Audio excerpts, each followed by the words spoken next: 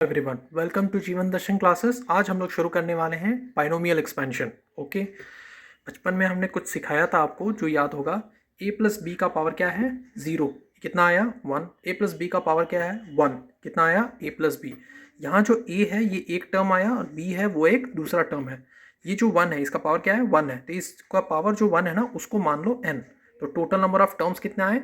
वो है 2। तो आंसर क्या हुआ? n plus 1। अगर मैं बोलूँगा कि a प्लस बी का पावर 100 है तो उसका n कितना है? 100। और टोटल नंबर ऑफ टर्म्स कितना होगा? n plus 1 that is 101। ये हुआ आंसर। अब देखो यहाँ पे मैंने a प्लस बी का पावर स्क्वायर किया, जिसको तो n ही माना। उसका एक्सपैंड करते कितना होता है? A square plus b square plus 2ab। A plus B का whole cube, a cube plus B cube plus 3a square 3ab square हुआ। लेकिन मानो हमने बोला a प्लस बी का पावर 5 कर दो, ये तो कुछ ज़्यादा ही हो जाएगा। इसको एक्सपैंड करने के लिए थोड़ा दिक्कत होगा। वहाँ तुमको बाइनोमियल एक्सपेंशन काम आएगा, ठीक है। वहाँ पे मैं एक फॉर्मूला दूंगा बाइनोमियल एक्सपेंशन का। इससे तुम a प्लस बी का पावर 5 को आसानी से कर सकते हो, ठीक है। अब तुम यहाँ ध्यान देखो, a प्लस बी का पावर क्यूब है, वहाँ a cube plus B cube plus 3a square B plus 3ab square, ये है। टोटल कितने टर्म्स है? n हुआ 3। यहाँ कितने? 1 2 3 4, टोटल 4 टर्म्स हुए, मतलब n3। तो n plus 1 is the answer. अब मैंने सबको ना एक इंडेक्स और कोफिशिएंट्स में लिखा है। इंडेक्स किसका? इंडेक्स हुआ जिसका पावर 0 है, और कोफिशिएंट क्या आया था? 1। जिसका पावर 1 हुआ था, a प्लस बी का पावर 1 आया था, वहाँ क्या थे? सिर्फ a और b।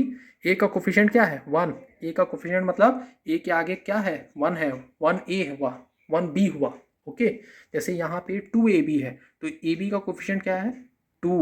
ओके, अब यहाँ ध्यान देखो, जिसका पावर 1 था 1 1 लिख दिया। जिसका पावर 2 है हमने क्या लिखा है उसको?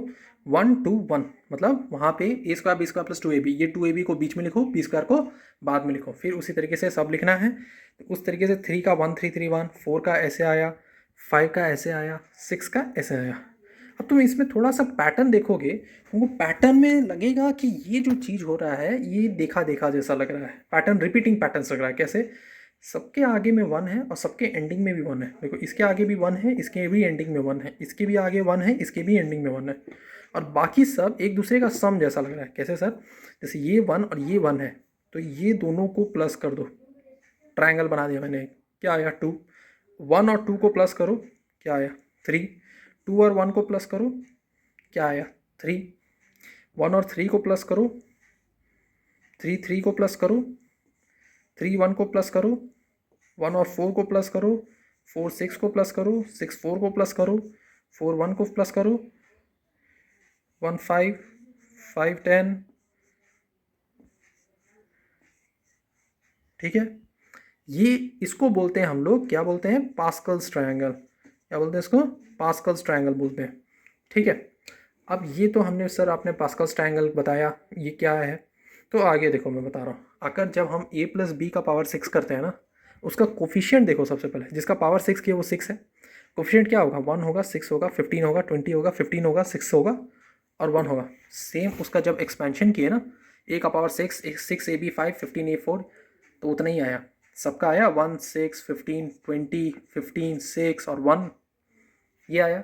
अब तुम्हारे मन में सिर्फ एक ही चीज़ डाउट होगा, सर ये कैसे पता करें? ए का पावर 5 और बी, ये कैसे पता चल जाएगा? अगर ये पता चल जाए तो मैं तो जितना चाहे बड़ा एक्सपैंडिंग हो उसका मैं एक्सपैंड करके बता सकता हूँ। तो उसी के लिए आता है यहाँ पर परम्यूटेशन।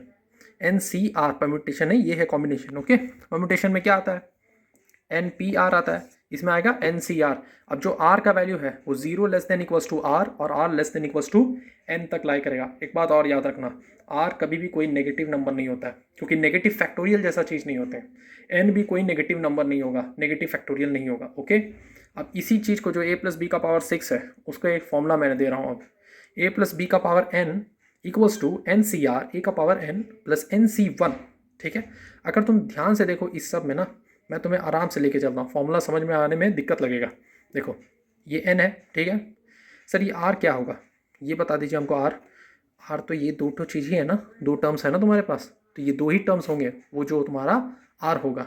ओके, अब तुम देखो ध्यान से। सर अगर मैं आप बोल रहे हैं NC2 होगा, इसका मतलब क्या हुआ? सर इसका मतलब ये हुआ, मान लो इसका पावर क्या है? a प्लस बी का पावर 2 मान लेते हैं, तो यहाँ क्या होगा? 2C 2 NCR। NCR है तो इसको ज़ीरो कर, यहाँ पे R जो होगा उसका वैल्यू 0 से n less than equals to n है, तो शुरुआत में ये की पावर हो जाएगा 0। तो क्या होगा, इसको एक्सपैंड जब मैं करूँगा, को मैं ऐसे एक्सपैंड करता हूँ, तब आपको और अच्छे से समझ में आएगा क्लियरली कि यहाँ पे इस फॉर्मूला की मदद से मेरा फॉर्मूला कैसे आ पाता है। ठीक है, क्योंकि अगर इसमें कुछ नहीं है, सिर्फ यही फॉर्मूला चलेगा और इस एक फॉर्मूला के चलते आपका पूरा का पूरा बाइनोमियल एक्सपेंशन चल पड़ेगा। दूसरा एक्सरसाइज में कुछ है नहीं खास, 2 का पावर n जैसा है, जिसमें आपको थोड़ा सा लगेगा हार्ड है, लेकिन वो भी उतना हार्ड नहीं है। ओके, तो रुको, फॉर्मूला क्या है पहले ये लिख लो। फॉर्मूला है सर मेरा a का प्लस b का पावर n, जो कि होता है सर NCR a का power n plus NC1 a का power n minus 1b NC2 a का पावर n माइनस 2b का square plus dot dot dot plus NCn b का पावर n। अब याद रखो कि यहाँ पे जो टर्म्स दिए हुए हैं, ये जो टर्म्स दिए हुए NCn और b का पावर n, वो कैसे पता चलेगा सर? पहले एक तो कर लो, a प्लस b का पावर जो है ना स्क्वायर ही कर लो। ठीक है, n क्या है 2 है। ठीक है सर, r को 0 मानो, 2c 0, a का पावर क्या होगा n, तो इसका मतलब सर n जो था स्क्वायर, फिर 2c 1, a का power n minus 1, n minus 1 का मतलब क्या हुआ, a का पावर 2 माइनस 1 इज 1 और b आ जाएगा। फिर 2c2 हमेशा याद रखना, जब भी 2c2 कोई चीज़ आएगा ना समझ लेना एंडिंग आ चुका है, NCA नहीं है। ये जो है बहुत ज़्यादा एक्सपैंडिंग हुआ है, क्योंकि यहाँ पे n का वैल्यू कुछ भी वेरी कर सकता है, इसीलिए एक्सपैंड होते जा रहा है। लेकिन जब 2c2 का वैल्यू आ गया, मतलब ये एंड आ चुका है, खत्म हो चुका है, ये और जाएगा नहीं। तुमको अपने आप पता चल जाएगा जब ये तुम ज़्यादा से ज़्यादा प्रैक्टिस करोगे। 2c2 और b का पावर क्या है, b का पावर अब हो जाएगा स्क्वायर, और a का पावर जो है ना होता ही नहीं है ऐसे केस में। देखो सबसे शुरू में अगर तुम देखोगे a का पावर 2 से 1 हुआ और 1 से उसका पावर 0 हो गया, जो कि 1 इटसेल्फ होता है। अगर मैं यहाँ लिख दूँ a का पावर 0, तो वो क्या है, 1 ही तो है।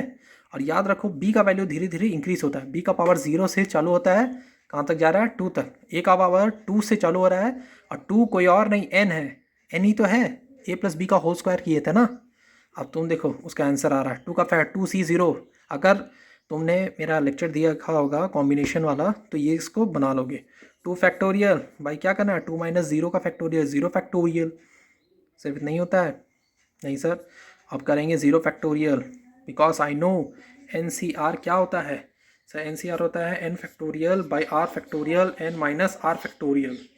ओके, उसी तरीके से 2 factorial 0 factorial 0 factorial nothing but 1 ही होगा, ऊपर 2 होगा, यहाँ हो गया a स्क्वायर। ये कितना होगा सर, 2 माइनस 0 होगा ना, तो ये 2 हो जाएगा। ठीक है, अब 2c1 है तो ऊपर सर 2 फैक्टोरियल, यहाँ 1 फैक्टोरियल, यहाँ 1 फैक्टोरियल, ये a भी हो जाएगा सर, ये हो जाएगा 2 फैक्टोरियल, ये हो जाएगा 2 फैक्टोरियल, ये हो जाएगा 0 factorial, that is b square हो जाएगा। ठीक है, ये क्लियर हुआ। अब यहाँ देखो 2 फैक्टोरियल कटा तो a स्क्वायर, ये क्या कुछ नहीं है 2ab, ये हो गया b स्क्वायर। तो a square plus b square plus 2ab, मतलब बीच में आ गया 2ab। तो इसका मतलब ये फॉर्मूला तो चलेगा सर, क्योंकि ये वेरीफाई कर रहा है इस चीज़ को, a प्लस बी का होल स्क्वायर को। तो इसके मदद से, इस फॉर्मूला की मदद से तुम जो चाहे निकालो, a प्लस बी का पावर 100 निकालो, a प्लस बी का पावर 8 निकालो, a प्लस बी का पावर 5 निकालो। ऐसे मैक्सिमम जो पूछा जाता है वो 5 और 8 तक ही, 100 तक नहीं जाता है। ठीक है, 100 बहुत बड़ा टर्म हो गया। हाँ, अगर 100 a प्लस बी का पावर 100 करके कोई क्वेश्चन आ रहा है, वो तुमसे पूछेगा टोटल नंबर ऑफ टर्म्स कितने हैं, जो कि मैंने अभी अभी बताया है, जो होता है क्या 101। ये है n, क्या है ये n, तो answer total number of terms क्या होगा n+1, that is 101। Okay, I hope you like the video. Next video में हम लोग एक्सरसाइज प्रॉब्लम्स करेंगे, ताकि आपको और अच्छे से क्लियर हो इस चैप्टर को। ठीक है, please do like and subscribe. Thank you.